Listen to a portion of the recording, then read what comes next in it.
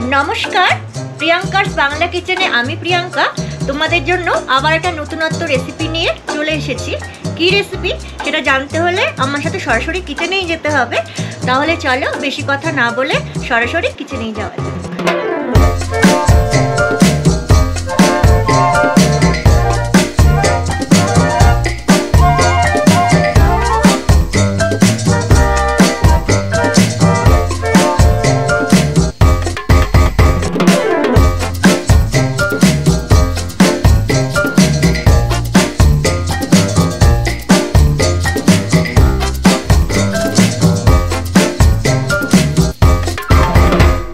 এসে গেছি কিচেনে। আর আজকে দেখতে পাচ্ছ, আজকে আমি তোমাদের সাথে যে রেসিপিটা বানাবো তার মেন উপকরণ হলো লাউ। লাউয়ের আরেকটা রেসিপি আমি এর আগে তোমাদের সাথে শেয়ার করেছিলাম, লাউয়ের বরফি। তোমরা চাইলে আমার চ্যানেলে গিয়ে দেখে আসতে পারো। আজকে আমি তোমাদের সাথে শেয়ার করব লাউয়ের কোফতা কারি। চলো তাহলে ঝটপট দেখে নেওয়া যাক এই লাউয়ের কোফতা কারি করার জন্য আমার কি কি উপকরণ লাগছে আর কিভাবে রেসিপিটা তৈরি করি। প্রথমেই আমি লাউটাকে ছাড়িয়ে নেব।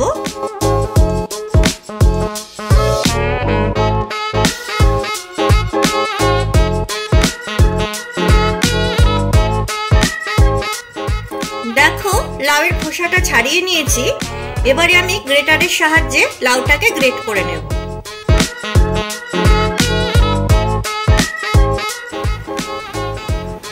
দেখো লাউটাকে সুন্দরভাবে গ্রেট করে নিয়েছি। চলো এবারে নেক্সট স্টেপটা দেখে নেওয়া যাক। এবারে যতটা সম্ভব লাউয়ের জলটাকে আমি চিপে নেব।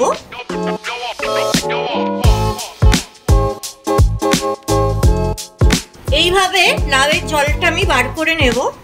দেখো যতটা সম্ভব আমি লাউয়ের জলটা বার করে নিয়েছি।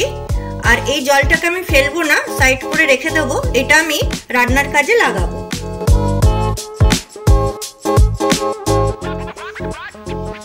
এবারে লাউগুলোকে আমি এই বাটিটায় নিয়ে নিলাম। এবারে লাউয়ের মধ্যে আমি ধনে গুঁড়ো, জিরে গুঁড়ো 1 চামচ করে, গরম মশলা, সামান্য পাপরিকা মশলা, তোমরা কাশ্মীরি রেড চিলি পাউডারও দিতে পারো, সামান্য কাসুরি মেথি, কাঁচা লঙ্কা কুচি, সামান্য ধনে পাতা। এবারে ভালো করে মিশিয়ে নেব। ভালোভাবে মিশিয়ে নিয়েছি। এবারে আমি এর মধ্যে বেসন দিতে থাকবো। বেসনটা তোমরা দেখে নেবে, মানে কোফতার আকারে যখন গড়া যাবে তত অবধি তোমরা বেসন দেবে।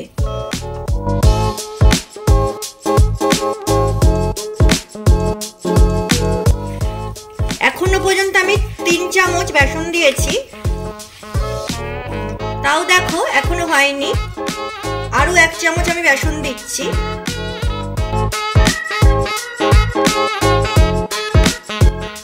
আরো 1 চামচ দিলাম।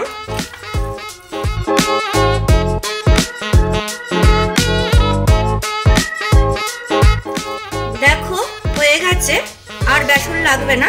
শেষে আমি আর 1 চামচ বেসন দেব। এখনো পর্যন্ত আমি এটাতে নুন দিইনি, কারণ নুন দিলে লাউ থেকে জল ছেড়ে দেবে। তাই তার আগে আমি তেলটাকে গ্যাসে গরম বসিয়ে দিয়েছি। আর তেলটা গরম হলে আমি এর মধ্যে নুন অ্যাড করে সাথে সাথে কোফতাগুলো ভাজতে থাকবো। তেলটা গরম হয়ে গেছে। এবারে আমি এর মধ্যে কিছুটা বেকিং পাউডার দিয়ে দেব, জাস্ট অল্প। স্বাদ মতো নুন দিয়ে দেব। আর 1 চামচ বেসন দিয়ে দেব। এবারে ভালো করে মিশিয়ে নেব।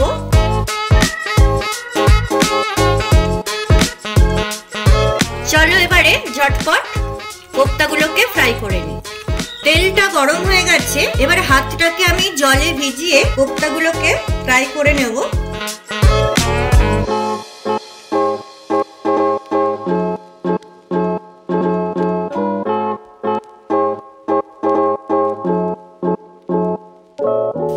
দেখো কত সুন্দর ফ্রাই হয়েছে।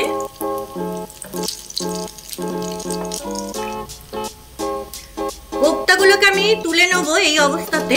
5 মিনিট পর আমি আবার এটাকে হালকা ফ্রাই করে নেব। ততক্ষণে আমি বাকি কোপ্তাগুলোকে ফ্রাই করে নিই। 5 মিনিট হয়ে গেছে, চলো কোপ্তাগুলো আবার দ্বিতীয়বার ফ্রাই করে নিই, তাহলে কোপ্তাগুলো খুব নরম হয়। ফ্রাই করা হয়ে গেছে, এবারে আমি কোপ্তাগুলোকে তুলে নেব। সব কোপ্তাগুলো আমি তুলে নিলাম। চলো এবারে কোপ্তার গ্রেভিটা আমি কিভাবে তৈরি করি সেটা দেখে নেওয়া যাক। কোপ্তা ভাজার তেলটা আমি কিছুটা কড়াইয়ে দিয়ে দিয়েছি। এবারে আমি গোটা গরম মশলা আর জিরে ফোড়ন দিয়ে দেব।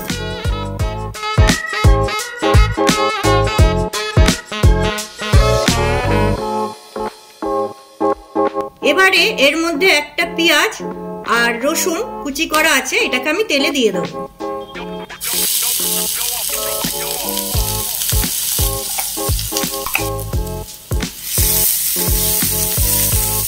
ভালো করে ফ্রাই করে নেব। এর মধ্যে আমি 1 চামচ নুন দিয়ে দিলাম। গ্যাসটাকে এবারে একটু কমিয়ে নেব। এবারে একে একে আমি এর মধ্যে 1 চামচ জিরে গুঁড়ো, 1 চামচ ধনে গুঁড়ো, হলুদ গুঁড়ো, কাশ্মীরি রেড চিলি পাউডার, চিনি আর কাঁচা লঙ্কা কুচি এবারে খুব ভালোভাবে মিশিয়ে নেব। খুব ভালোভাবে আমি ফ্রাই করে নিয়েছি পেঁয়াজটা সমস্ত মশলার সাথে। এবারে এর মধ্যে আমি একটা টমেটো পেস্ট দিয়ে দিলাম।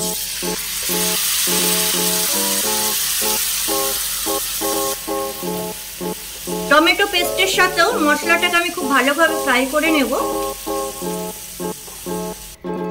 দেখো মশলা থেকে তেল ছেড়ে দিয়েছে। এবারে আমি এর মধ্যে ফ্যাটানো দই দিয়ে দেব। 3 চামচ ফ্যাটানো দই দিলাম।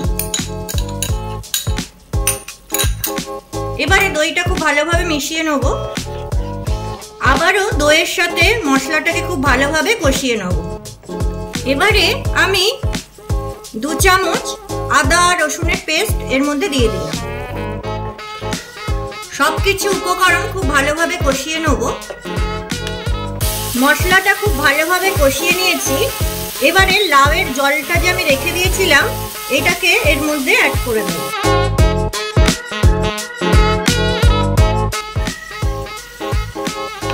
জলটা ফোটা অবধি অপেক্ষা করব। দেখো ফুটে উঠেছে। এবারে এর মধ্যে আমি জল অ্যাড করব। জলটা একটু বেশি করেই দেব, কারণ কোপ্তাগুলো জলটাকে চুষে নেবে। জল দিয়ে দিলাম। তোমরা নুনটা চেক করে নেবে, যে যেরকম নুন খাবে সেরকম দেবে। এবারে কোপ্তাগুলোকে আমি দিয়ে দেবো।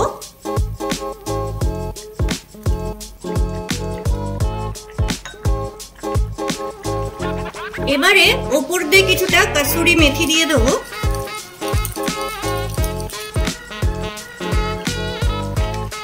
আর দিয়ে দিলাম গরম মশলা।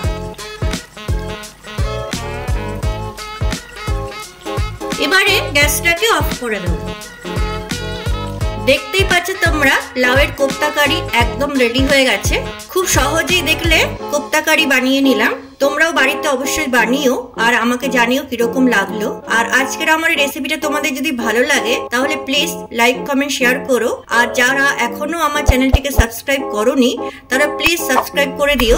আর পাশে থাকা নোটিফিকেশন বেল আইকনটা ক্লিক করে অল করে দিও। তাহলে যখনই আমি এরকম নিত্য নতুন কোনো রেসিপি তৈরি করব সবার আগে সেই মেসেজ পৌঁছে যাবে তোমাদের কাছে।